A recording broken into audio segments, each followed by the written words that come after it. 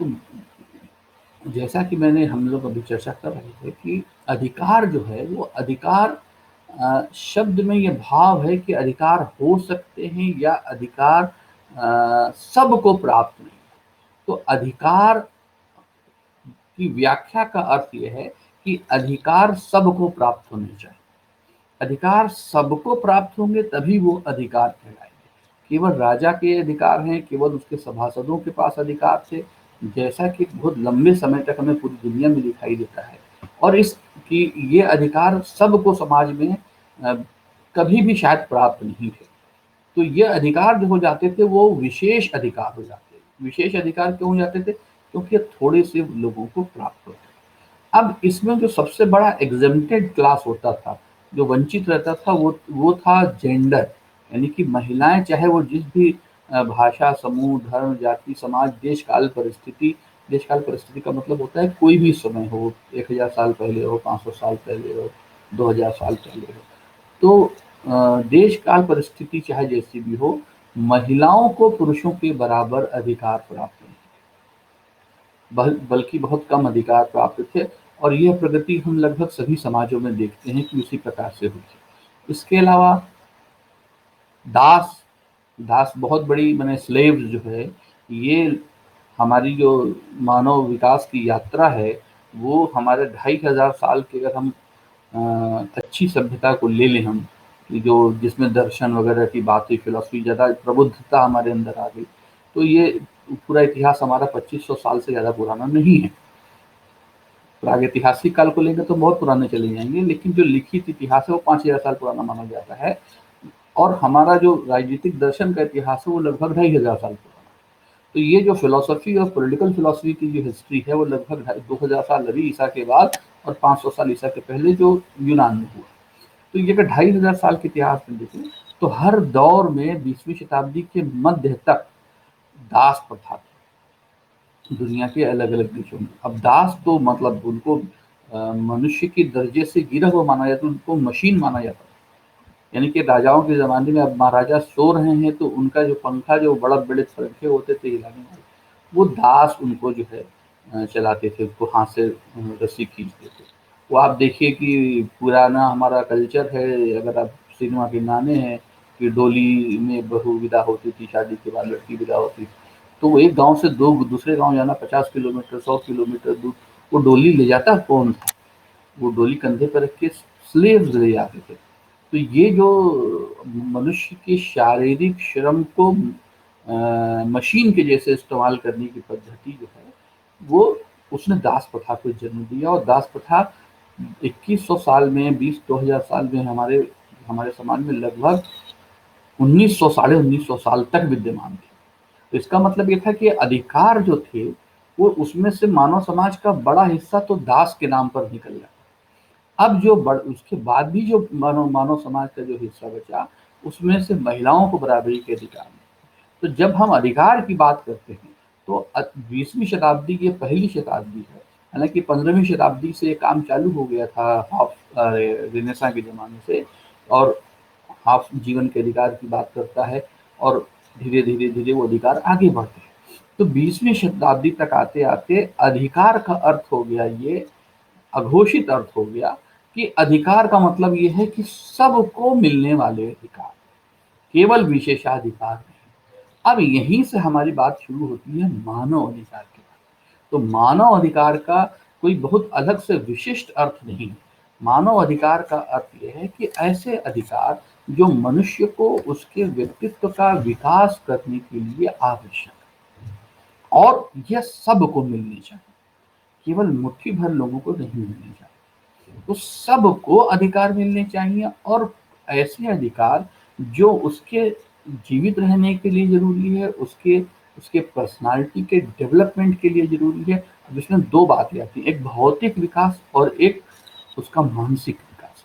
भौतिक विकास में रोटी, कपड़ा और मकान ये चीज़ें आती हैं, और मानसिक विकास में एजुकेशन आता है। तो ये 3-4 चीज़ें जो हैं, ये आधारशिला हैं मानव अधिकार।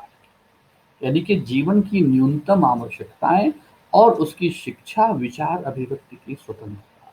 अब इसमें बाद में राजनीतिक समाज के विकास के साथ एक अन्य बात जुड़ती है वह है राजनीतिक अधिकार।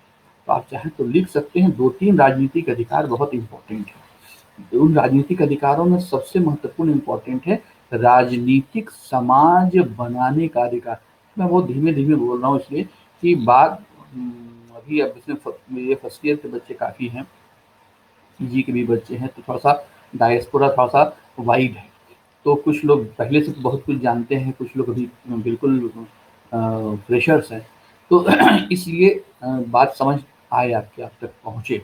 मैंने क्या कहा, राजनीतिक समाज बनाने का अधिकार, यानी कि आप अपने पसंद की सरकार चुन सकें, यह सबसे महत्वपूर्ण राजनीतिक अधिकार। और उसके बाद यह संभव नहीं है तब तक जब तक आपको विचार अभिव्यक्ति की स्वतंत्रता न मिले। तो 2-3 बातें जो है वो राजनीतिक अधिकारों की आधारशिला है। एक, मत देने का अधिकार, निर्वाचित होने का अधिकार, यानी कि अपना राजनीतिक समाज बनाने का अधिकार। समाज का मतलब वो होता है जहाँ हम रहते हैं। राजनीतिक समाज बनाने का मतलब ये होता है कि हम अपने शासक वर्ग का चुनाव खुद कर सकें।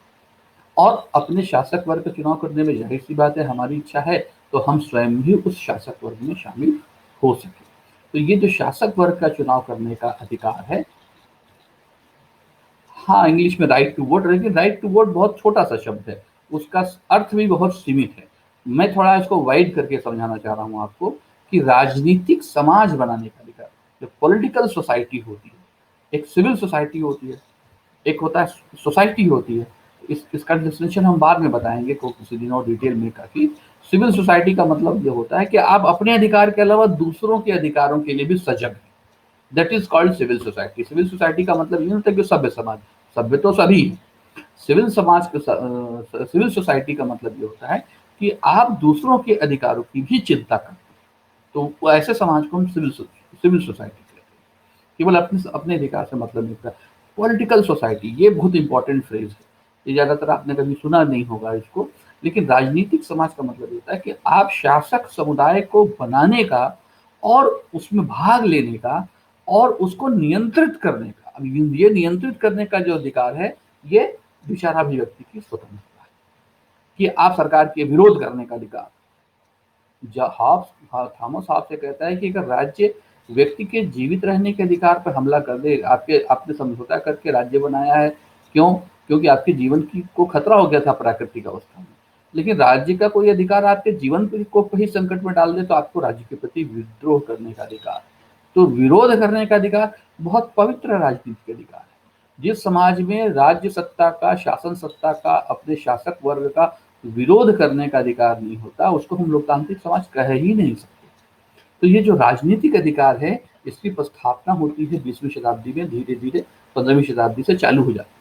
तो जो अधिकार हैं कि 20वीं शताब्दी में सबके अधिकार हैं, ये केवल जो है कुछ विशेषाधिकार प्राप्त लोगों के अधिकार नहीं है। तो मानव अधिकार का मतलब होता है कि उसके भौतिक जीवन का, यानी कि रोटी कपड़ा मकान, उसके शारीरिक विकास, उसको जिसको ह्यूमन डेवलपमेंट कहते हैं, तो ह्यूमन डेवलपमेंट में उसका फिजिकल डेवलपमेंट और उसका मानसिक विकास, इसमें उसके उसको विचार अभिव्यक्ति की स्वतंत्रता, उसको उसकी शिक्षा का अधिकार, ये सारे अधिकार। फिर इसका क्लासिफिकेशन बढ़ता जाता है।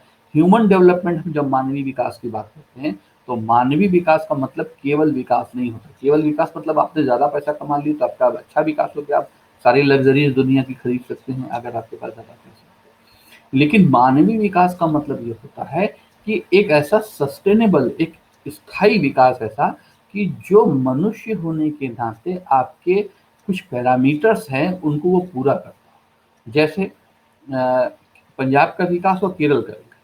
पंजाब भौतिक रूप से बहुत संपन्न है, देख रहे हैं कि वहाँ जो गरीब किसान अपने आप को मान रहे हैं वो भी कितने संपन्न हैं कि वो आपके धरने में आपको दिखाई दे जा रहा है।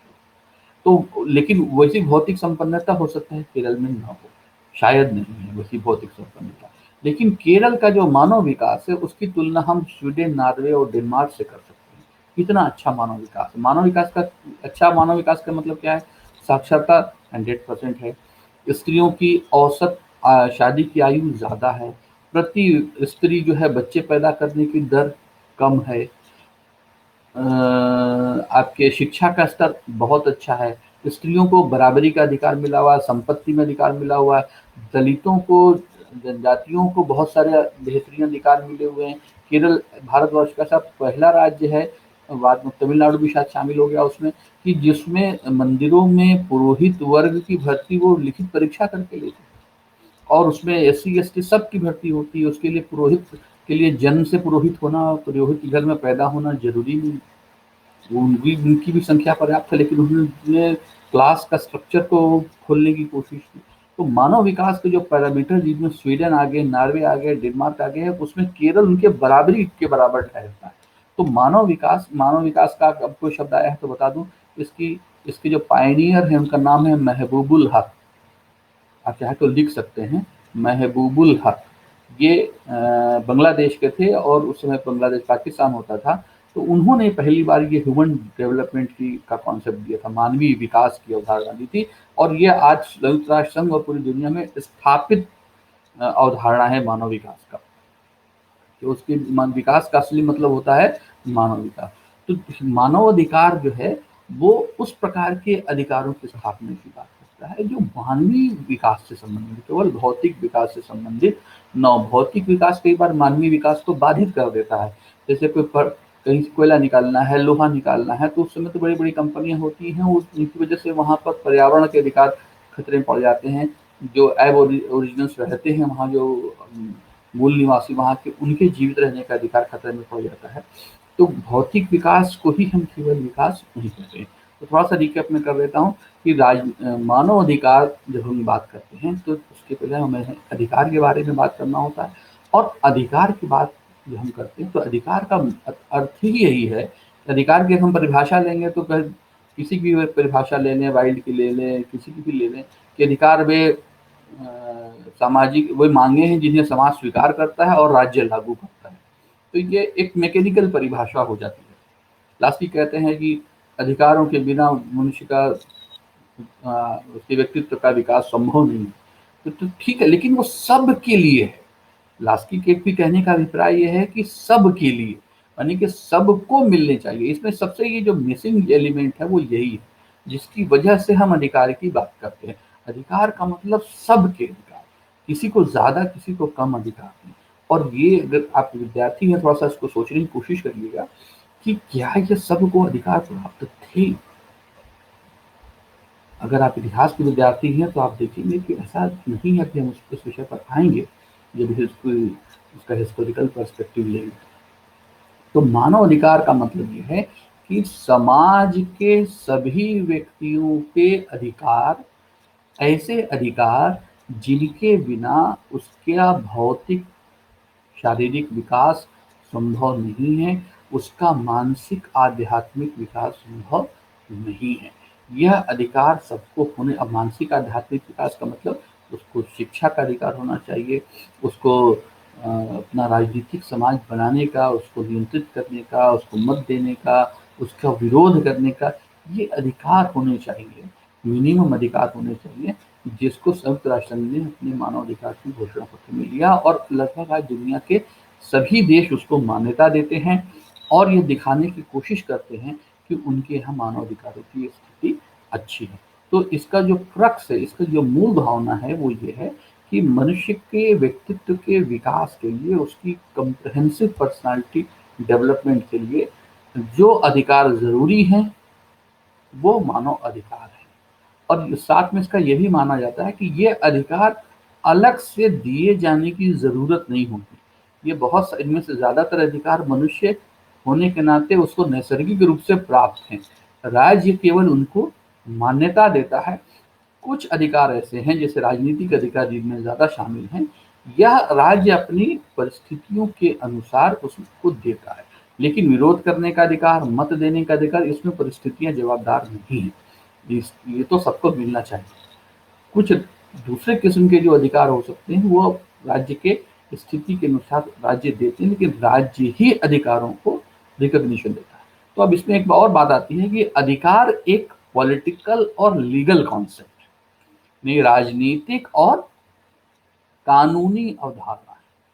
अगर कानूनी अवधारणा नहीं होती तो फिर उसकी जरूरत ही नहीं थी। समाज से अधिकार हमको मिले हुए हैं, कि जैसा मैंने कहा कि समाज के जो अधिकार हैं, समाज स्वेच्छा से सारे अधिकार सैद्धांतिक रूप से तो देता है, लेकिन व्यवहारिक रूप से उसमें बहुत सारी बाधाएं आ जाती हैं। जैसे सर्वे भवन्तु सुखिनः, सर्वे सन्तु निरामया, सर्वे भद्राणि पश्यन्तु मा कश्चित् दुःखात्। तो सभी सुखी रहें, सभी अच्छा रहें, वसुधैव कुटुम्बकम की अवधारणा है। मनुष्य के नाते आत्मा में ब्रह्म, ब्रह्म है बात में सब पे मैं आऊँगा अभी एक हिस्टोरिकल पर्सपेक्टिव में। तो ये सब बातें सैद्धांतिक रूप से तो कही गई हैं और इसको मान्यता भी थी, लेकिन व्यवहारिक रूप से देखें तो क्या है, किसी को किसी तालाब में जाने का अधिकार नहीं, किसी को घोड़े पे बारात निकालने का अधिकार नहीं, किसी को मंदिर में जाने का अधिकार नहीं, तो किसी को विभिन्न प्रकार के भेदभाव। तो सॉरी, इसका अर्थ ये निकलता है कि इनको एक इन्फोर्समेंट चाहिए लागू करने के लिए, and that enforcement is state, जहाँ पर राज्य की एंट्री होती है। तो राजनीति विज्ञान पढ़ने से आपका ये पर्सपेक्टिव विकसित होना जरूरी है कि राज्य का इम्पोर्टेंस क्या है। राज्य एक नया संगठन है, समाज बहुत पुराना संगठन है, लेकिन राज्य नया संगठन होने इसलिए जरूरी है क्योंकि जो आवश्यकताएं हमारी समाज में पूरी नहीं हो सकती थी, उसके लिए राज्य का विकास हुआ। और राज्य वो जो सबसे बड़ी आवश्यकता थी वो उन अधिकारों के इन्फोर्समेंट की, उनको लागू करने की। तो आप देखिए कि अभी ये तमाम चीजें आ रही हैं कि अंतरजातीय विवाह, अंतर धार्मिक विवाह, इस पे विरोध हो रहा है कि जो सामाजिक ताकतें हैं वो कहती कि नहीं ये गलत है, किसी को किसी के दूसरे जाति में शादी नहीं करना चाहिए या सामाजिक मान्यता नहीं मिलती है। लेकिन आपके पास स्पेशल मैरिज एक्ट है जिसमें कोई धार्मिक रिचुअल नहीं होता है। मैं प्रशासनिक कार्यों में कुछ कुछ बीच बीच में जुड़ा रहता था, तो मैंने देखा है वहाँ उस तरह की शादी होते हुए। कोई रिचुअल्स नहीं होते हैं, बस एक दूसरे को माला पहना देते हैं रजिस्ट्रार के सामने, रजिस्टर में साइन करते हैं कुछ कागजों में और उनको वो शादी हो जाती है उनकी। कोई रिचुअल्स नहीं होते हैं। अब ये इस तरह की शादी कौन इन्फोर्समेंट दे रहा है? इस तरह की शादी को इन्फोर्समेंट दे रहा है राज्य, स्टेट लेजिस्लेशन के द्वारा। क्यों? क्योंकि वो उस मौलिक अधिकार, उस जो मानवीय अधिकार है उसकी स्थापना के लिए जरूरी है कि हर बालिग नर नारी को अपने पसंद का जीवन साथी चुनने का उसको अधिकार है। अब उसके लिए उसका धर्म जरूरी नहीं है, उसकी भाषा जरूरी नहीं है, उसकी क्षेत्र जरूरी नहीं है, उसके लिए कोई सामाजिक मान्यताएं जरूरी नहीं है कि इसमें बाधक बने। दो बालिग व्यक्ति वो उनको अधिकार है। आपको संक्षेप में बता दे रहा हूँ, फिर कभी और दिन चर्चा निकलेगी कि राज्य हमारे साथ जो व्यवहार करता है वो इंडिविजुअल लेवल पर करता है, समूह के आधार पर नहीं करता। कि आपके घर में अगर दो व्यक्ति कमाने वाले हैं, दोनों को इनकम टैक्स रिटर्न अलग अलग दाखिल करना होता है, एक साथ नहीं दाखिल करना। तो इसका मतलब यह है सारे अधिकार हमको इंडिविजुअल मिले और सारे अधिकारों की व्याख्या इंडिविजुअल यानी कि व्यक्तिगत लेवल पर होती है। तो व्यक्तिगत लेवल पर हमारा चुनाव इंपॉर्टेंट है। हम व्यक्तिगत लेवल पर समूह के आधार पर तो वोट भी नहीं डालते। व्यवहारिक रूप से कुछ स्थितियां अलग हो सकती हैं, लेकिन हम व्यक्ति राज्य हमारे साथ व्यवहार करता है व्यक्तिगत लेवल, समाज हमारे साथ व्यवहार करता है सामूहिक लेवल। और हम समाज का सदस्य किसी समूह के रूप में ही होते हैं, किसी जातिगत समूह के रूप में, किसी धार्मिक समूह के रूप में, किसी बहुत सारे आइडेंटिटीज हो सकती है। क्षेत्र का सभी समूह हो जाता है, राज्यों का समूह हो जाता है कि एक राज्य का निवासी उसके साथ राज्य का नाम जुड़ जाता है। तो सामाजिक समूह, समाज में व्यवहार हमारा जो है वो समूह के आधार, राज्य के साथ हमारा व्यवहार व्यक्ति के आधार। तो और अधिकार भी समूह के नहीं होते, अधिकार किसके होते हैं? व्यक्ति के होते हैं। तो जब हम मानव अधिकार की बात करते हैं तो मानव अधिकार की बात करने की मतलब यह है कि व्यक्तिगत अधिकारों की बात है, और यह व्यक्तिगत अधिकार उनके व्यक्तित्व के विकास के लिए जरूरी होते हैं, भौतिक एज वेल एज आध्यात्मिक। अब हम इसका हिस्टोरिकल पर्सपेक्टिव थोड़ा सा लेते हैं। हिस्टोरिकल पर्सपेक्टिव में थोड़ा हम ग्लोबल पर्सपेक्टिव भी लेंगे और अपना देशीय पर्सपेक्टिव भी लेंगे, हमारे देश में क्या स्थिति है। पॉलिटिकल साइंस का विद्यार्थी होने के नाते ग्लोबल पर्सपेक्टिव भी जानना हमको जरूरी है। और ये देखिए, इसमें बहुत सारी चीज़ें हम आपको ऐसी बताएंगे या आपकी जानकारी में आ जाएंगे लेक्चर के दौरान ही, कि जो आपके आने वाली आगे प्रतियोगी परीक्षाओं के लिए भी बहुत ज़रूरी हैं, वो सामान्य ज्ञान का एक अभिन्न हिस्सा है। तो कुछ चीज़ें आपको अगर ऐसी लगें तो प्लीज़ उसको आप नोट करते हैं, है ना। कुछ चीज़ें हो सकता है मैं कहूँगा कि आप लिख लीजिए, हो सकता है कि मैं ना भी कहूँ, लेक्चर के रवानगी में वो आगे बात निकल जाए, लेकिन कोई कुछ डाटा फिगर बताऊँ, कोई सन तारीख बताऊँ या कुछ समय फ्रेम बताऊँ तो उसको लिख लिया करें। तो ग्लोबल पर्सपेक्टिव अगर हम आप देखें तो ग्रीक युग से हमारा ये शुरू होता है ग्लोबल पर्सपेक्टिव, यूनानी राजनीतिक चिंतन के समय से। तो यूनान में दर्शन बहुत हाई लेवल में था, फिलोसफी बहुत उच्चतम अवस्था में थी। लगभग वही समय हमारे देश में भी है जब बहुत उच्च श्रेणी का दर्शन हमारे यहाँ भी लिखा जाता है। तो यूनानी राजनीतिक दर्शन में देखेंगे कि स्लेव बहुत बड़ी तादाद में थे, जो गुलाम जिसको हम बोलते हैं, दास दास।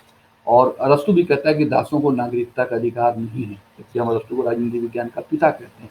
इसका मतलब ये है कि उस समय जो मानव अधिकार थे वह मानव अधिकार केवल नागरिक तक सीमित थे। स्त्रियों को भी अधिकार प्राप्त था। यूनान इस मामले में यूरोप से ज़्यादा अच्छा था, लेकिन सभी राज्यों में स्थिति बराबर नहीं। छोटे-छोटे राज्य होते थे जिनको हम नगर राज्य कहते हैं। बहुत मोहल्ले जितने आकार के बड़े राज्य होते थे। यूनान अपने आप में ही बहुत छोटा देश है और उसमें भी 150 से ज़्यादा नगर राज्य थे, तो इसका मतलब आप सोचिए कि बहुत ही छोटे राज्य हैं।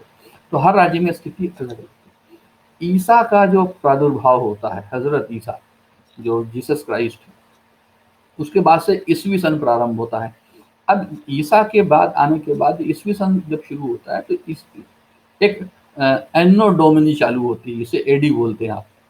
तो एन्नो डोमिनी का असल में शाब्दिक अर्थ होता है प्रभु का प्रभुत्व, डोमिनेंस, उनका दबदबा। तो वाकई में आप देखेंगे कि 1500 साल ईसाइयत का दबदबा था पूरे यूरोप में। और ईसाई साम्राज्य, रोमन साम्राज्य शुरू में नहीं था ईसाई साम्राज्य, वो अपना पेगन रिलीजन मानते थे। बाद में वो ऑगस्टाइन के ज़माने से फिर वो हो गया ईसाई। और ईसाई साम्राज्य में जो धार्मिक भाव था वह प्रिवेल किया। अब ईसाई धर्म में जो रोमन कैथोलिक धर्म है, जो कैथोलिक धर्म है ईसाई धर्म का, जो ओल्ड टेस्टामेंट में होता है, तो उसमें मानव अधिकार की थोड़ी सी व्याख्या बढ़ी। उसमें स्लेव वगैरह की ज़्यादा बातें वो नहीं करते, हालांकि है, लेकिन वो इतना डोमिनेट नहीं है। तो वो धार्मिक आधार पर सभी जीवों, सभी मतलब मनुष्यों के साथ बराबरी की बात करने की कोशिश करते हैं। और कैथोलिक धर्म में ये भी है कि जैसा आप जानते हैं कि क्षमा जो है, माफ़ माफ़ कर देना, ये बहुत इम्पोर्टेंट चीज़ है। कि अगर मतलब उनके उस ज़माने का जो land of the law of the land होता था पूरी दुनिया में तकरीबन, कि अगर किसी की हत्या कर दी गई तो जिसके घर में हत्या हुई है, उसके लोग ये तय करते थे कि जिसने हत्या की है उसके साथ क्या किया जाए। यानी कि जान के बदले जान वाला कॉन्सेप्ट रहता था। तो रोमन कैथोलिक धर्म में कहा गया कि इसको माफ़ कर देना ही सबसे बड़ा न्याय है। तो ये एक बहुत बड़ा मानवाधिकार वाला जो है कॉन्सेप्ट था कि किसी को क्षमा कर देना, ये एक बड़ा कॉन्सेप्ट था। लेकिन जिन रूपों में हमने अभी अधिकार की व्याख्या किया कि मनुष्य का आध्यात्मिक और भौतिक विकास सभी का, इस रूप में पिछले 1500 सालों में बने के 20वीं 15वीं 16वीं शताब्दी तक ईसाइयत में भी, ईसाई जो राज्य था दुनिया में, और उस समय जो दूसरे साम्राज्य थे दुनिया में, जैसे मिडिल ईस्ट में, तो बहुत बाद में 6वीं शताब्दी के बाद इस्लाम आता है और 10वीं शताब्दी तक, उसमें भी गुलामों की प्रथा जो है वो बहुत ज़बरदस्त रहती है। भारत में तो और पूरे मध्य एशिया में तो गुलाम वंश का इतिहास है। गुलाम वंश में राजा भी हुए, उसमें भी मैं आऊँगा, 1-2 मिनट आपको बताऊँगा उसके बारे में भी। तो ये जो मध्य युग था, इसमें 2 धाराएँ थी। एक तो दास प्रथा थी, लेकिन साथ में जो धार्मिक टेक्स्ट थे, चाहे ईसाइयत में भी, बाद में इस्लाम में भी, ये कहा गया कि इन दासों को मुक्त करना और इनके साथ अच्छा व्यवहार करना बहुत बड़ा पुण्य का काम है। ईसाइयत में भी ये बात बताई गई और बाद में इस्लाम में भी इस बात को बताया गया कि इस्लाम में जो पैगंबर साहब ने स्वयं अपने सारे गुलामों को उन्होंने आज़ाद कर दिया था और ये कहा कि सबसे बड़ा पुण्य जो है वो ये है कि आप अपने गुलाम को आज़ाद कर दें, और न केवल दास को आज़ाद कर दें, बल्कि उस गुलाम को अपने पुत्र या पुत्री, जो दासियां भी होती थी, और भाई बहन जैसे जो है उनके साथ व्यवहार करिए। जो शिक्षा अपने पुत्र को देते हैं वही अपने गुलाम को भी दीजिए जिसको आपने आज़ाद कर दिया। तो ये जो गुलाम वंश आप देखते हैं, ये इसी वजह से है कि जिन राजाओं ने गुलाम आज़ाद किए वो इस्लामी शिक्षा के अनुसार उन्होंने उन गुलामों का पालन पोषण भी किया। जैसे इल्तुतमिश कुतुबुद्दीन ऐबक का दामाद था और इल्तुतमिश स्वयं गुलाम था, और कुतुबुद्दीन ऐबक जो गुलाम वंश का संस्थापक है भारत में, वह स्वयं गुलाम था किसका? मोहम्मद गोरी का। मोहम्मद गोरी ने उसको आज़ाद किया गुलामी से, और उसकी शिक्षा दीक्षा जो है अपने पुत्र की वहाँ की, और उसकी योग्यता इतनी अच्छी थी कि वह राजा के पद तक गया और उसको भारत का सूबेदार बनाकर मोहम्मद गोरी यहाँ से चला गया। इसको ममलूक बोलते हैं, ममलूक वंश। तो इस तरह का ममलूक वंश आपको मध्य एशिया में और पश्चिम एशिया में भारी मात्रा में मिलेगा अगर मध्य एशिया पश्चिम एशिया का इतिहास आप पढ़ेंगे। तो ये जो मध्यकाल था इसमें दो धाराएं मेरे ख्याल से, एक धार्मिक धारा अच्छी धारा थी जो आध्यात्मिक रूप से गुलामों को, स्लेवों को, महिलाओं को के साथ बराबरी का व्यवहार करने की शिक्षा देती थी। लेकिन जो राजनीतिक धारा थी उसमें मानव अधिकार की हमें कमी दिखाई देती है। 15वीं-16वीं शताब्दी में रेनेसां आता है, पुनर्जागरण आता है, और पुनर्जागरण के बाद वैज्ञानिक चेतना का धीरे धीरे विकास होता है और बहुत भारी मात्रा में आप देखते हैं कि यूरोप में वैज्ञानिक पैदा होते हैं, एक से एक बड़े वैज्ञानिक पैदा होते हैं, और उन वैज्ञानिकों की वजह से आज का भौतिक विकास है और औद्योगिक क्रांति होती है। Genetic theory Gregory Mendel, Charles Darwin तो खैर बहुत बाद में आते हैं, उसके पहले आपके गैलीलियो, कोपरनिकस, ये सब आप 10वीं की किताब में सब पढ़ के 10वीं तक आप आए हैं। तो ये जो विज्ञान, भौतिक विज्ञान, रसायन विज्ञान, जीव विज्ञान, ये सारे विज्ञान और आधुनिक चिंतन 15वीं शताब्दी से शुरू होता है। तो यहाँ से भी सभी लोगों को अधिकार देने की बात होती है। राज्य का विकास इसी समय शुरू होता है, राजनीतिक चिंतन इसी समय पैदा होता है। मैकियावेली शुरू होता है, मैकियावेली, हाफ, लाक, रूसो, और पूरा हिस्ट्री पॉलिटिकल फिलॉसफी का जो है ये पिछले 400 सालों का है। अगर आप प्लेटो, अरस्तू को निकाल दें जो 2500 साल पहले हुए, तो 15वीं शताब्दी, 14वीं शताब्दी से लेकर के 20वीं शताब्दी तक पूरा राजनीति विज्ञान और लगभग सारे विज्ञान, समाजशास्त्र, मनोविज्ञान, इतिहास, आपके फिजिक्स, केमिस्ट्री, बायोलॉजी, सब आपको ज्यादातर इसी समय विकसित होता हुआ दिखाई दिया। 20वीं शताब्दी, मैंने कहा आपको पहले बताया था कि 20वीं शताब्दी असल में अधिकारों के विस्तार की शताब्दी है। इस पे आने से पहले अब हम आ जाते हैं भारत में का ऐतिहासिक परिप्रेक्ष्य। तो भारत का ऐतिहासिक परिप्रेक्ष्य आप सब जानते हैं कि सबसे पहले हमारा जो सबसे पुराना समय है वो क्या है? ऋग्वैदिक काल। एक हिस्टोरिकल देखिए, इसमें भी बहुत सारी चीजें आपको पता चलेंगी, जो आप ना मालूम हो तो उसको लिख लीजिएगा। ऋग्वैदिक जो वैदिक काल बोलते हैं, तो वैदिक काल में का मतलब होता है कि जो हमारे जो 4 वेद हैं, ऋग्वेद, यजुर्वेद, अथर्ववेद और सामवेद, इसमें जो पहला वेद है उसको 2 भागों बांटते हैं कि उत्तर वैदिक काल और पूर्व वैदिक काल और उत्तर वैदिक। तो जो ऋग्वैदिक पीरियड है, ऋग्वैदिक काल जो है, ऋग्वेद को सबसे ओरिजिनल टेक्स्ट माना जाता है और धरती पर उपलब्ध लिखी हुई सबसे पुरानी किताब मानी जाती है कि सबसे, this is the oldest text available, oldest text on the earth, सबसे पुराना लिखित मतलब ग्रंथ माना जाता है। हालांकि ओल्ड टेस्टामेंट के बारे में भी ईसाइयों का और यहूदियों का ये दावा है कि सबसे पुराना ग्रंथ उनका है, लेकिन ये अपने अपने सामाजिक धार्मिक दावे हैं। जो हिस्टोरिकल एनालिसिस है उस आधार पर ऋग्वेद कम से कम 5000 साल पुराना है, और आज धार्मिक रूप से आस्तिक लोग तो 20,000 साल पुराना बताते हैं, 30,000 साल पुराना बताते हैं, कुछ तो 50,000 साल पुराना बताते हैं, लेकिन वो हिस्टोरिकली, बायोलॉजिकली पॉसिबल नहीं है, क्योंकि 40,000 साल पहले होमोसेपियंस पैदा हुआ है। This is proved by the science, जो विज्ञान से प्रमाणित है, मानव विज्ञान, एंथ्रोपोलॉजी से, कि धरती पर होमोसेपियंस, मेधावी मानव जो पैदा हुआ, जो विकसित हुआ, वो मेधावी मानव विकसित हुआ 40,000 साल पहले। तो 40,000 साल पहले तो हम नियंडरथल से अलग होकर के मेधावी मानव होमोसेपियंस बने। तो उससे उस समय तो हम कुछ लिखने विखने का कोई मैंने पॉसिबिलिटी नहीं थी। बहरहाल हम उस डिटेल में नहीं जाते, हम मानते हैं मोटी मोटा कि 5,000 साल पुराना। तो ऋग्वैदिक जो समाज था, ऋग्वैदिक समाज एक सिंपल सोसाइटी, सिंपल सोसाइटी मतलब उसमें कॉम्प्लेक्सिटी नहीं थी, जटिलता नहीं थे। इसलिए इस समय आप कह सकते हैं कि दास शब्द मिलता है, दस्यु शब्द मिलता है ऋग्वेद में।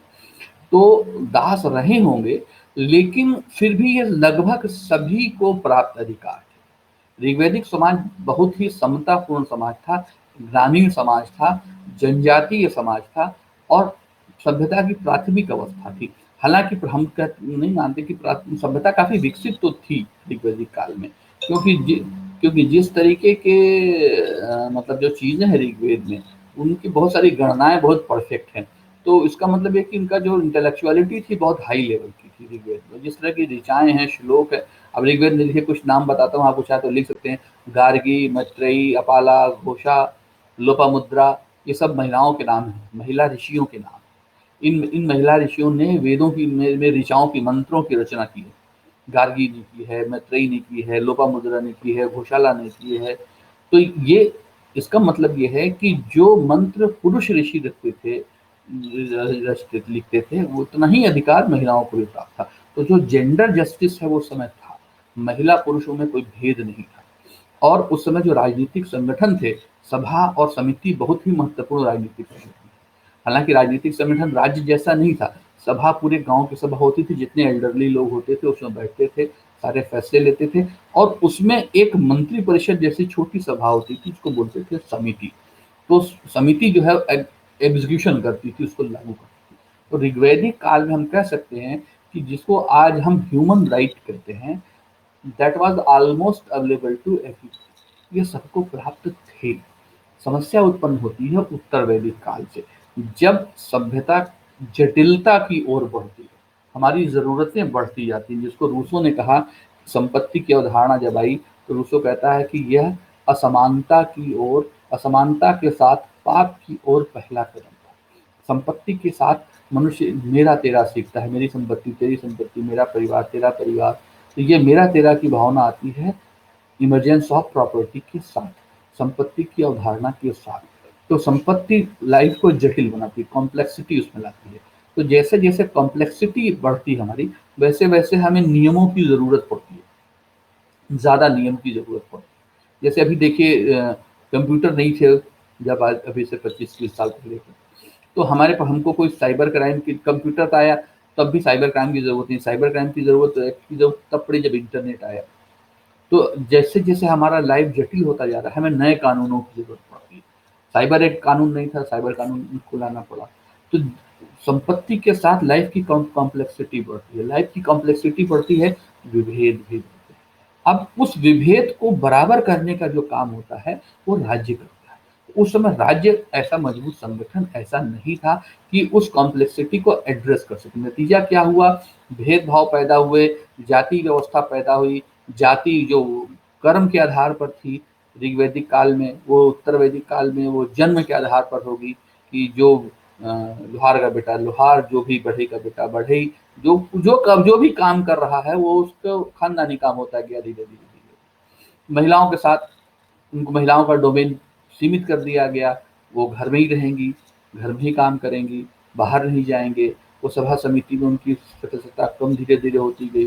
तो जैसे जैसे समाज आगे बढ़ता गया, अधिकार का दायरा श्रिंक होता गया, छोटा होता गया, और अधिकार जो है वो विशेषाधिकार की श्रेणी में आते गए।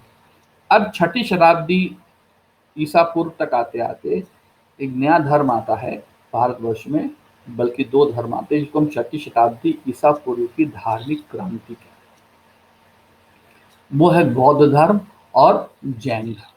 तो बौद्ध धर्म और जैन धर्म में उसको सुधारने की कोशिश की, इसीलिए क्रांति कहा जाता है। छठी शताब्दी ईसा पूर्व की धार्मिक क्रांति। ये जो धर्म, जो धर्म में कहीं कोई परेशानी नहीं है। धर्म ये नहीं कहता है कि आप, ऋग्वेद में कहा कि आत्मा है वो ब्रह्म, आत्मा ही ब्रह्म, ब्रह्म है, अहम ब्रह्मास्मि, मैं स्वयं ब्रह्म हूँ, अहम ब्रह्मास्मि। इस और अहम ब्रह्मास्मि जब ये कहा जा रहा है, तब ये नहीं कहा जा रहा है कि ये दास अहम में शामिल नहीं। कोई भी, हर व्यक्ति वो स्वयं ब्रह्म तुल्य है, उसकी आत्मा में ब्रह्म है, आत्मा है, आत्मा में ब्रह्म का वास है, या उसकी आत्मा उस ब्रह्म का हिस्सा है, इस नाते वो स्वयं ब्रह्म। तो इसमें किसी को एग्जेम्प्ट नहीं किया कि नहीं इसको छोड़ के, सभी के लिए बात की जा रही है। तो इसका मतलब वो यूनानिमिटी है, समानता है सभी के लिए। लेकिन बाद में आते आते फिर वो कॉम्प्लेक्सिटी बढ़ती जाती है। और वो धीरे धीरे उसका उसका विकृत रूप आता है। उस विकृत रूप को सुधारने का काम करता है जैन धर्म और बौद्ध धर्म, इसलिए इसको क्रांति कहते हैं। फिर वो धार्मिक समानता की बात करते हैं, वो सामाजिक समानता की बात होती है बौद्ध धर्म में। सभ्य संखारा अनित्य, यानी कि सब कुछ अनित्य है, कुछ भी शाश्वत नहीं है जीवन में। जो पैदा हुआ है उसको मरना है। उत्पाद व्यय लक्षणम द्रव्यम, क्योंकि पीएससी में ये पूछा जाए। आपको बता दूं मैं, छत्तीसगढ़ पीएससी में फिलोसफी का अनिवार्य पेपर है, जो मेरे ख्याल से 60 या 100 नंबर का है, 60 नंबर का शायद अनिवार्य। और इसमें यही प्राथमिक, आपको फिलोसफी से में तो पढ़े नहीं है, एक स्नातक आदमी तो नहीं पढ़ा, कैसे जवाब देगा। ये माना जाता है कि उसको दर्शन का प्राथमिक ज्ञान होना चाहिए। तो जैन दर्शन बौद्ध दर्शन यही यही से, यही उनका जो धार्मिक ज्ञान है वो दर्शन। बौद्ध दर्शन में कहा गया है कि मनुष्य के जीवन में दुख है। जब मनुष्य बोलते हैं तो उस मनुष्य में सब शामिल है। देखिए, मैं शुरू से आपको मुझे एक बात समझाने की कोशिश कर रहा हूँ कि जब हम अधिकार की बात करते हैं, जब मानव अधिकार की बात करते हैं, तो ऑल, सब, everybody, this phrase is very important.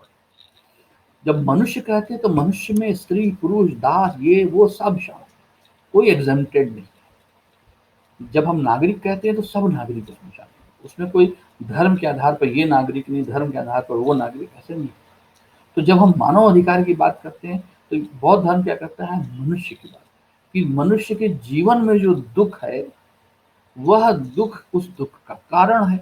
दुख है, एक चार आर्य सत्य बताते हैं वो गौतम बुद्ध, चतुर आर्य सत्य बोलते, चार आर्य सत्य। वो चार आर्य सत्य क्या है? दुख है, दुख का समुदाय है, यानी कि दुख का कारण है, और उस दुख के कारण का एक प्रतिपदा मार्ग है, उसका एक रास्ता भी है, और वो अष्टांग मार्ग। वो आगे बताते हैं कि वो प्रतीत समुत्पाद, आप देखेंगे बौद्ध लोग एक डंडी घुमाते रहते हैं, झुनझुने टाइप का जो है, ऐसे चक्री घुमाते रहते हैं, फिर वो ऐसे ऐसे घुमाते हैं। तो वो 12 भवचक्र हैं, एक से 12 तक जाते हैं, फिर वो रिवर्स होता है, यानी जन्म से मृत्यु तक। तो वो उसको बोलते हैं भवचक्र। इसी में मनुष्य योनियों में घूमता रहता है जब तक कि उसको मुक्ति नहीं मिलती। अब इसी को जो पहले जो वाला जो समाज था उसमें चतुर्वर्ण आश्रम थे, यानी कि जो चार चार आश्रम थे, ब्रह्मचर्य, गृहस्थ, वानप्रस्थ और सन्यास। 16 संस्कार हैं, वो अभी भी हैं। तो 16 संस्कार में अब ये कह दिया गया कि 16 संस्कार, ऋग्वेद में ऐसी कोई बाध्यता नहीं थी। कालांतर में 16 जो संस्कार हैं उसमें पुरोहित की सबसे इंपॉर्टेंट भूमिका हो गई।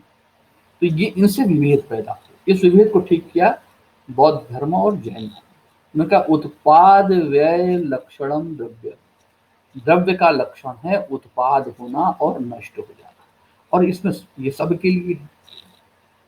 तो जो उत्पाद के साथ नष्ट होना है उससे मोह नहीं करता।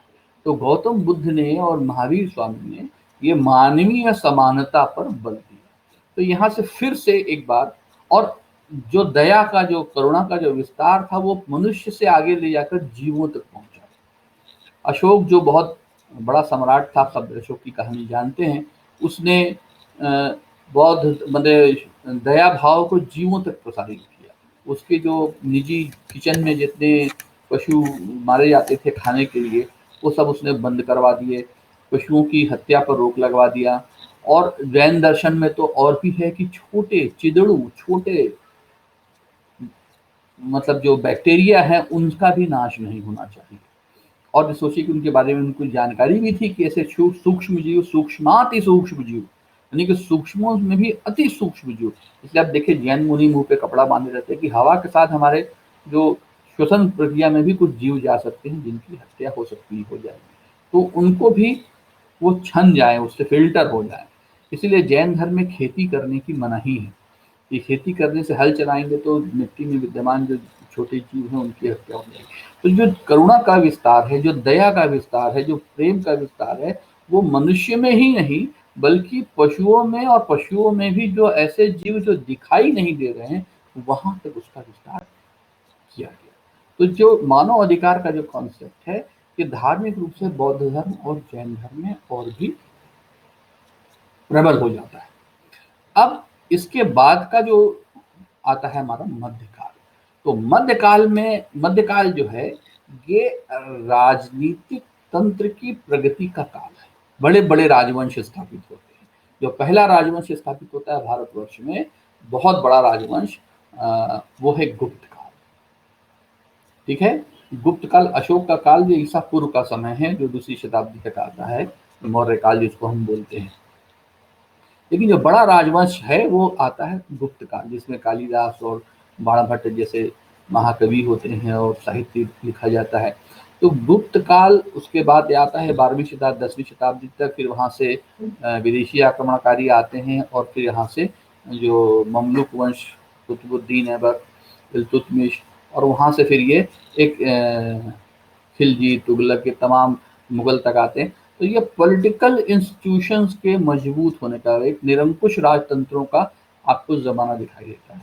इसमें जो अच्छी बात है गुप्त काल में वो है जो साहित्यिक वर्ग है। लेकिन साहित्यिक वर्ग में आप कालिदास का साहित्य पढ़ेंगे तो समझ में आएगा कि उसमें भी विशेषाधिकार प्राप्त वर्ग बहुत ज़्यादा थे।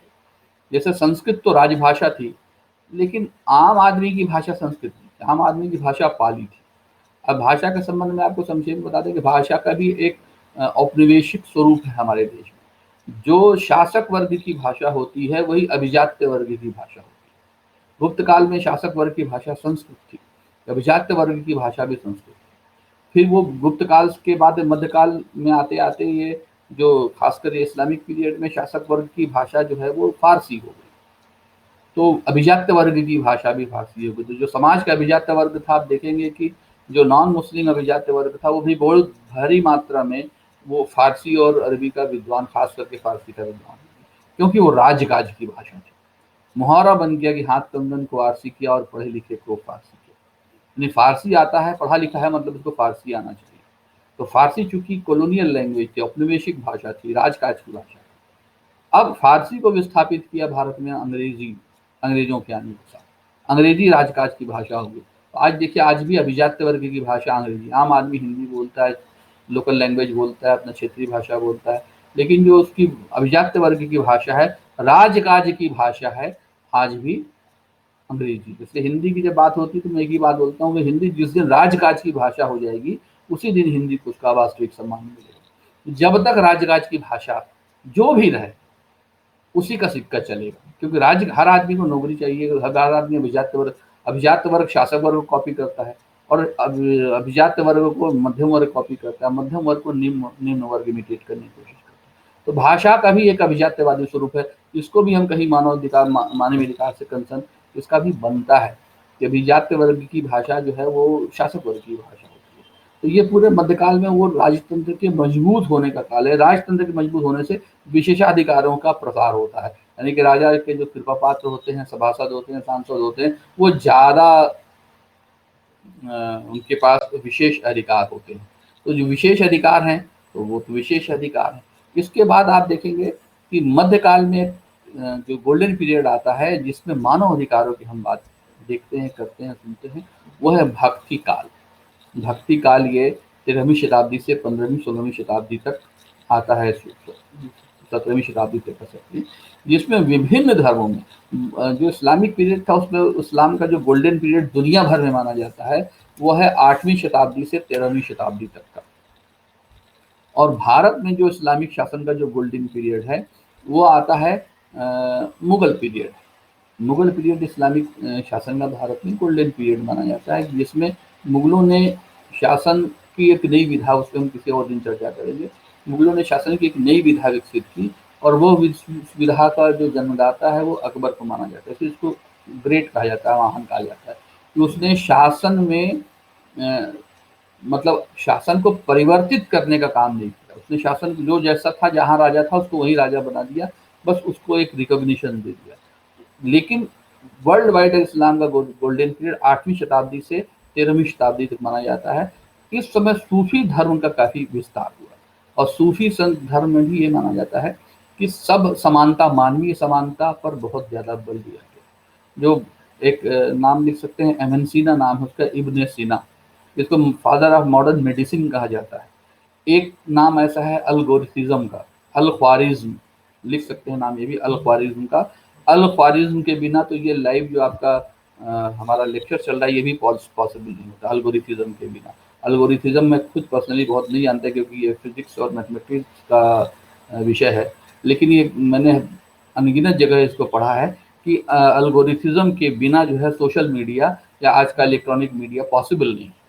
अब उसमें हाइट की बात होती है, तो एल्गोरिथ्म एक्चुअली वो नाम एल्गोरिथ्म सिद्धांत उस व्यक्ति के नाम पर पड़ा जिसका नाम है अल ख्वारिज्म। अल ख्वारिज्म को लैटिन भाषा में उन्होंने एल्गोरिथ्म कर दिया, एल्गोरिथ लिखे थे, एल्गोरिथ्म हो गया। तो ऐसे महान साइंटिस्ट भी पैदा हुए इस्लामिक जगत में, ये 8वीं शताब्दी से 13वीं शताब्दी तक, और इसी समय सूफी धर्म प्रसार हुआ। वही सूफी धर्म इस्लाम के साथ आक्रमणकारियों के साथ भारतवर्ष में आया। तो उसमें भी मानवीय समानता, स्त्री पुरुष की समानता, गुलामों को आज़ाद करना, तो ह्यूमन राइट के प्रसार का काम वो सूफी संतों ने बहुत भारी मात्रा में किया। कोई धार्मिक भेदभाव नहीं, बहुत सारे सूफी संत तो स्वयं समाज के निचले वर्ग से आते थे। यही स्थिति आती है आपके मध्यकाल में। मध्यकाल में आप देखेंगे कि बहुत सारे संत जो हुए वो समाज के निचले वर्ग से आते थे, और उन्होंने सामाजिक समानता, मानवीय समानता, स्त्री पुरुष की समानता और मानव अधिकारों की उन अधिकारों की बात की जिनको हम आज मानव अधिकार कहते हैं।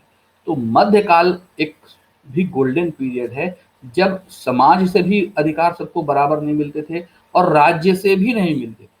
यह डिस्टिंक्शन हमेशा मान के चलिए कि राज्य अधिकार देता है, एस्टैब्लिश करता है, उसकी स्थापना करता है, उसको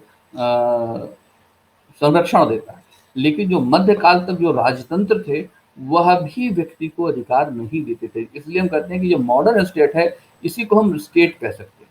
और इसलिए राज्य का जो पूरा विकास है, राजनीति विज्ञान इसी संबंधित है। राज्य का जो पूरा विकास है वो पिछले 500 सालों का विकास है। राज्य हम मध्यकाल में मैं कोई राज्य नहीं मानता, प्राचीन काल में मैं कोई राज्य नहीं मानता, उसको हम राज्य नहीं कह सकते, स्टेटहुड नहीं था।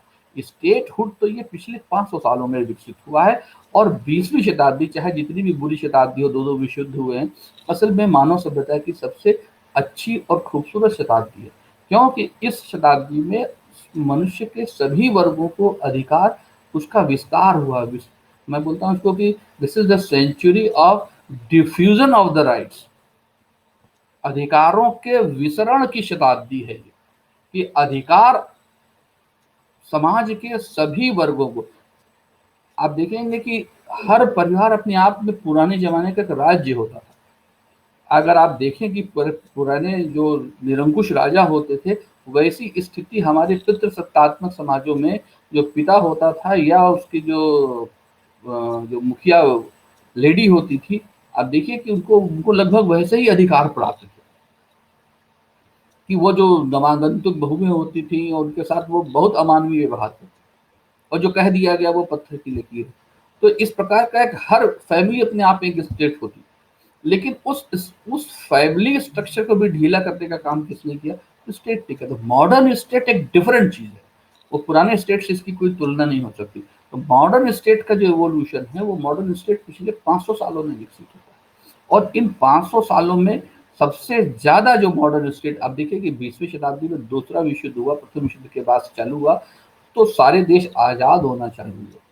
दूसरी शताब्दी द्वितीय विश्व युद्ध के बाद बहुत तेजी से आजाद हुआ। हम खुद 1947 में आजाद हुए और बाकी देश भी आजाद हुए। तो 20वीं शताब्दी राज्यों की स्थापना का, उसमें भी मानवीय अधिकारों की स्थापना की शताब्दी। इसलिए ह्यूमन राइट केवल एक फ्रेज नहीं है कि आपने कह दिया ह्यूमन राइट का मतलब ये कि सबको अवेलेबल होने वाले अधिकार, और अधिकार अगर वो सबको अवेलेबल नहीं है तो संभव। हमने क्या एक हिस्टोरिकल पर्सपेक्टिव दिया। अब थोड़ा सा ले लेते हैं 5 मिनट में, 2 मिनट में हम इसको कॉलोनियल पीरियड। तो कॉलोनियल पीरियड में और मेडिवल पीरियड में देखिए बड़ा डिफरेंस है, बहुत बड़ा डिफरेंस है। कॉलोनियल पीरियड मतलब अंग्रेजों का समय, उपनिवेशवादी, जो अंग्रेजी ज्यादा नहीं जानते हैं, उपनिवेशवादी राज्य मतलब जब हम उपनिवेश थे। मुगल काल में हम उपनिवेश नहीं थे, क्योंकि मुगल बाबर बाहर से आया था। हालांकि अब जैसी अखंड भारत की व्याख्या होती है कि कश्मीर के जो राजा था, कश्मीर के राजा का राज्य जो है वो पूरे मध्य एशिया तक था, यानी कि समरकंद भी उसमें शामिल था जहाँ से बाबर आया था। तो अगर हम उस पर्सपेक्टिव में कहें तो हम उसको भी विदेशी नहीं कह सकते, क्योंकि जब समरकंद कश्मीर के राजा के कब्जे में था तो बाबर तो वहीं से आया था। तो बाबर, लेकिन हम बाद के भारत का कॉन्सेप्ट लेते हैं तो निश्चित रूप से वो बाहर से आए, लेकिन उसके बाद उसकी जो संतान है वो बाहर गए नहीं, वो बस गए उनकी। उन जहांगीर के समय से तो, अकबर के समय से तो उसमें रक्त का मिश्रण भी हो गया, यानी कि जहांगीर की माँ जोधा भाई वो राजपूत रानी थी, अकबर की भाई शाहजहां की माँ जो है मान बाई, जहांगीर की शादी मान सिंह की बेटी से मान बाई से हुई थी, तो वो शाहजहां की माँ थी। तो ये राजपूत रक्त ही मिश्रित हो जाता है मुगल वंश में। तो मुगल काल औपनिवेशिक शासन में था। जो डिफरेंस था दोनों में, औपनिवेशिक शासन में और मुगल मध्यकाल में, मुगलों ने शासन किया,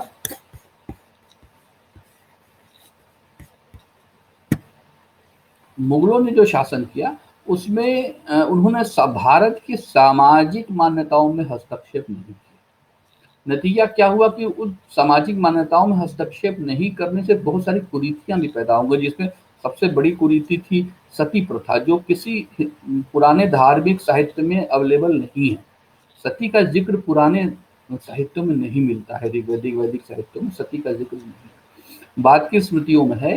तो मुगलों ने अपने धर्मावलंबियों का न्याय अपनी धार्मिक किताबों से किया, और दूसरे धर्मावलंबियों का न्याय उनकी धार्मिक किताबों से, उनके काजियों, उनको काजी बोलते थे, अगर किसी गैर मुस्लिम समाज का कोई विषय है सामाजिक मान्यता का, तो उनके धर्मगुरु उसके न्यायाधीश होते थे। तो उन्होंने सामाजिक मान्यताओं में हस्तक्षेप नहीं किया, यानी कि उससे एक फायदा भी हुआ, उनके राज्य मजबूत रहा और लोगों में कोई संतोष नहीं था कि हमारे धार्मिक मामलों में हस्तक्षेप नहीं करता है राजा। लेकिन उसका दूसरा पक्ष ये भी रहा कि वो सामाजिक मान्यताएं बिगड़ती गई, उनमें कोई सुधार नहीं हुआ। अंग्रेज जब आए तो उन्होंने सबसे पहले ये माना कि एक रिलीजियस बर्डन लेके आए थे। अगर आप पुराना साहित्य पढ़ेंगे तो अंग्रेज में ये मानते हैं कि ये हमारा दो काम है, ये जो हम जहाँ जा रहे हैं शासन करने, ये बारबेरियन लोग हैं या शिक्षित असभ्य लोग हैं, हमें इन पे शासन भी करना है और इनको सभ्य भी बनाना है। तो ये एक वाइट मैन बर्डन बोलते हैं इसको, तो वाइट मैन बर्डन भी लेके आए थे कि ये जो काले लोग हैं, ये असभ्य जंगली लोग हैं, इनको हमें तहजीब तमीज सिखानी है, इनको सभ्य बनाना है। तो इस सभ्यता का प्रसार का एक नैतिक दायित्व तो ओढ़ करके हुआ है। तो वो हमको सभ्य बनाने, इनको लगता था ये सती तो बड़ी भयानक चीज है, ये तो 8 साल की बच्ची की शादी हो जाती है, वो भी कितने साल के आदमी के साथ, 60 साल के आदमी के साथ उम्र के साथ शादी हो जाती है। तो जाहिर सी बात है, जब 8 साल की बच्ची की शादी 60 साल के व्यक्ति के साथ हो रही है, तो वो तो अगले 10-20 साल में मर जाना है। तो इस बच्ची की जब तक शादी की उम्र होगी तब तक तो ये विधवा, तब से तो विधवा ही रहेगी। 8 साल में मैंने 12 साल बाद 20 साल की उम्र में वो विधवा हो गई। जब उसकी असल में शादी की उम्र हो तो बाल विधवाओं की संख्या बहुत हो गई, सती एक बुराई थी। तो उन्होंने इसमें हस्तक्षेप, इसके लिए कानून बनाया। तो वो कानून जो है सामाजिक विसरण के क्षेत्र में तो अच्छे थे, लेकिन उन्होंने सामाजिक असंतोष बहुत पैदा किया। तो अंग्रेजों का जो कॉलोनियल पीरियड है, इसमें मानव अधिकार की कानूनी स्थापना के प्रयत्न चालू, और राजा राम मोहन राय को हम मानते हैं कि ये हमारे पायनियर थे इस मामले में। सती प्रथा का उस समय से चालू होता है, सती प्रथा के विरुद्ध उन्होंने काम किया। तो इसकी तमाम लेजिस्लेशन है, वो हम उसको लेंगे किसी और लेक्चर में, किसी दिन बारी बारी, क्योंकि पूरा एक लेक्चर डिमांड करता है वो जो मानवाधिकार का मतलब उन्होंने जो लेजिस्लेशन किया 1827 से वो चालू हो जाता है। और उसके बाद सामाजिक अधिकार, राजनीतिक अधिकार, बहुत सारे अलग अलग बिल्स के साथ आते हैं। तो यह ब्रिटिश पीरियड में सामाजिक मान्यताओं में हस्तक्षेप उन्होंने किया, और मानव अधिकार कानूनी रूप से समाज के दूसरे वर्गों को देना उन्होंने शुरू किया। अब इस लेगेसी को लेके हम आज़ाद होते हैं, और 1947 में आज़ाद होने के बाद हमारा जो संविधान बनता है, वो संविधान एक पूर्ण प्रभुत्व संपन्न देश का संविधान बनता है। और उसमें जो हमारे फंडामेंटल राइट है, उनमें वो सारे अधिकार शामिल किए गए, जो हमारे सामाजिक अधिकार भी हैं, हमारे धार्मिक अधिकार भी हैं, हमारे राजनीतिक अधिकार भी, और वो सबको देने की गारंटी दी गई। अगर आप अनुच्छेद 15 की भाषा देखेंगे, हम लेंगे उसमें, ये अनुच्छेद 15 की भाषा ऐसी है कि किसी सार्वजनिक स्नानागार पर न जाने से रोका जाए, किसी सार्वजनिक नदी, तालाब, कुएं, यहाँ पर जाने से किसी को न रोके। तो यह जो सार्वभौमिकता थी अधिकारों की, हमारे संविधान द्वारा स्थापित होती है। तो ये एक हमने आपको एक स्नैपशॉट लिया हिस्टोरिकल पर्सपेक्टिव। तो इसमें हमारा जो पर्पस है मुख्य बताने का, तो ये कि ह्यूमन राइट, किताबों में आज के इसका जिक्र कम मिलता है कि ह्यूमन राइट जो है, इसकी अवेलेबिलिटी अगर सबको नहीं है तो ये अपने आप में एक विशेषाधिकार हो जाता है। और इस दृष्टि से 20वीं शताब्दी ही सबसे महत्वपूर्ण शताब्दी। उसके पहले की शताब्दियों में दास प्रथा बहुत प्रचंड थी।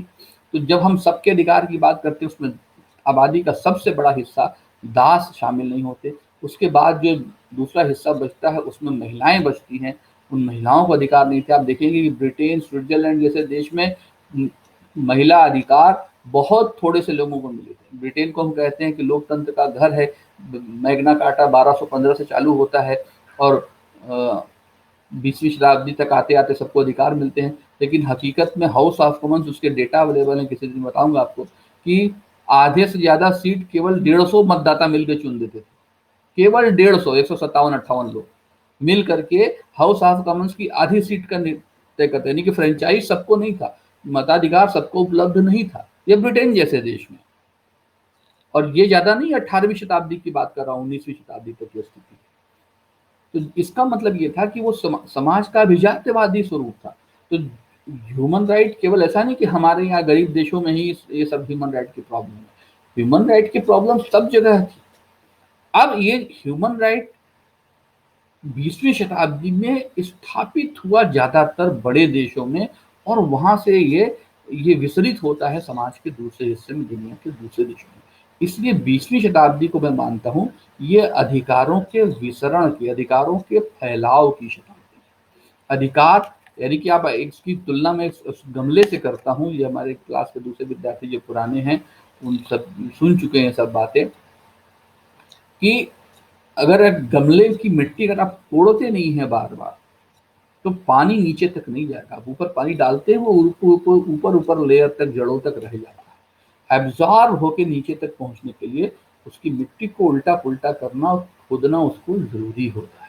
तो ये जो अधिकारों के क्षण के नीचे के जड़ तक पहुंचने का काम है, ये 20वीं शताब्दी में हुआ। आज गौरव की बात है कि ज्यादातर, यानी कि खराब से खराब देश में, अभी देखिए कल परसों का समाचार था कि ह्यूमन राइट, एक महिलाओं को ड्राइविंग लाइसेंस दिलाने के लिए एक नौजवान लड़की ने आवाज उठाई सऊदी अरब में। उसका नाम था लुजैन हथौल।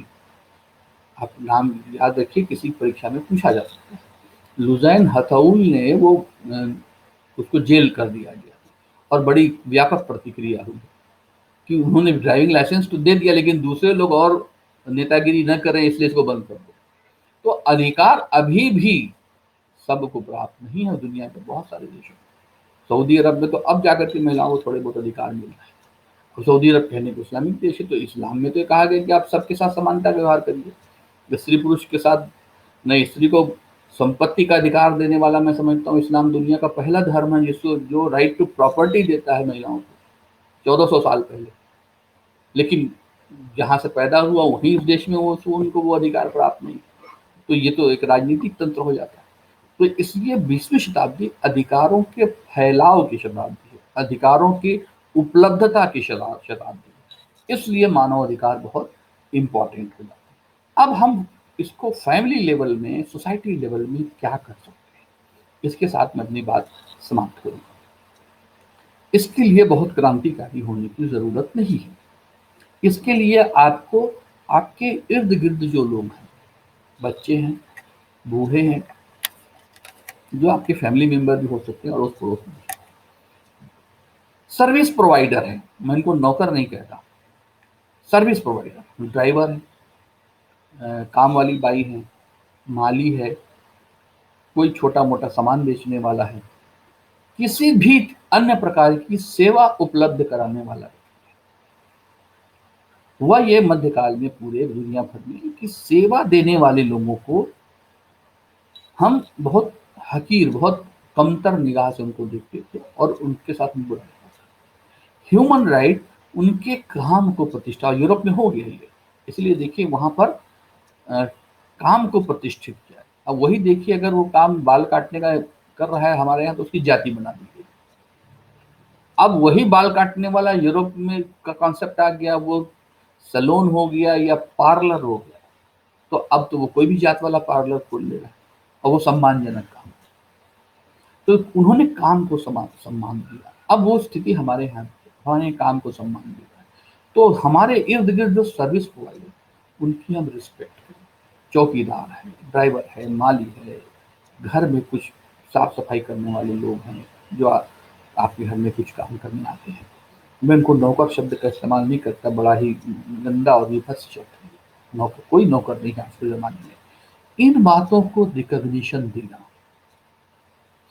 अब चपरासी है, कोई दूसरा छोटा काम करने वाला, काम छोटा नहीं, वो उनको रिकॉग्निशन देना, उनको सम्मान, इतना तो हम कर सकते हैं। और अगर उनके साथ कोई कुछ प्रॉब्लम हो रही है तो उनके बारे में अगर हम कोई बात कह सकते हैं, उनकी आवाज़ उठा सकते हैं, या कुछ उनको फैसिलिटेट कर सकते हैं। उनको नहीं मालूम कौन से कार्यालय में क्या काम होता है, आपके घर में कोई काम करने वाली बाई है, या आपके सोसाइटी का कोई चपरासी है, माली है, उसको कोई समस्या है, उसको कलेक्टर कार्यालय में कोई काम है, आप जानते हैं, आप उसको बता सकते हैं। तो ये एक्चुअल में ह्यूमन राइट एक्टिविस्ट बनने का मतलब इतना ही है। ह्यूमन राइट एक्टिविस्ट बनने का मतलब नेता बनना नहीं। तो अपने लेवल पर, हम फैमिली लेवल पर, अपने सोसाइटी के लेवल पर हम क्या कर सकते हैं? तो सबसे जो पहला हम काम कर सकते हैं, इसी नोट के साथ मैं खत्म करूँगा, क्योंकि हमको लग रहा है कि डेढ़ घंटे के लेक्चर में कुछ सैचुरेशन भी होने लगता है। 15 लोग थे, अब 13 बचे नहीं, फिर 2 चले गए, हम थक गए होंगे सुनते-सुनते। तो क्या कह रहा था मैं? ये जो है, उनको रिकॉग्निशन देने का हम काम कर सकते हैं, उनको सम्मान देने का काम कर सकते हैं। अगर आप मुन्ना भाई मुकेश साहब ने पिक्चर देखा होगा, तो वो जो सफाई वाला व्यक्ति था, उसको वो गले लगाता है और वो चिड़चिड़ा हो जाता है। तो सफाई वाला व्यक्ति हर बात पे गुस्सा करता है। क्यों करता है? क्योंकि वो सफाई वाला है, इसलिए उसके साथ व्यवहार अच्छा लोग नहीं करते। लेकिन जब एक व्यक्ति अच्छा करता है तो उसके अंदर का जो इरिटेशन था, जो चिड़चिड़ापन था, वो निकल जाता है। वो प्रतीकात्मक है, वो सिखाने की बात है कि आप, जैसे बैंक वाले भी, मैं देखता हूँ बेचारे पब्लिक डीलिंग का काम करते हैं दिन भर, और हर आदमी एकदम जल्दी में रहता है, जल्दी से काम करा के चले जाए, तो वो चिड़चिड़े हो जाते हैं। तो ऐसे लोगों के साथ हमें थोड़ा शालीनता से बात करनी है, थोड़ा सा पॉजिटिवनेस से बात नहीं करनी है, थोड़ा सा व्यवहार अच्छा रखना, और अपने इर्द गिर्द के जितने सर्विस प्रोवाइडर हैं उनके साथ अच्छा व्यवहार रखना, उनको रिकग्निशन। तो इतना हम कर करते हैं तो हम समझते हैं कि मानव अधिकार पढ़ने और सीखने का हमारा उद्देश्य सफल हो जाता है। इतने से हमें शुरुआत करनी चाहिए। इस नोट के साथ हम अपनी बात समाप्त करेंगे। इसके बाद अगर आपका कुछ प्रश्न है तो उसको बताइए, हम उसकी समाधान का प्रयत्न करेंगे।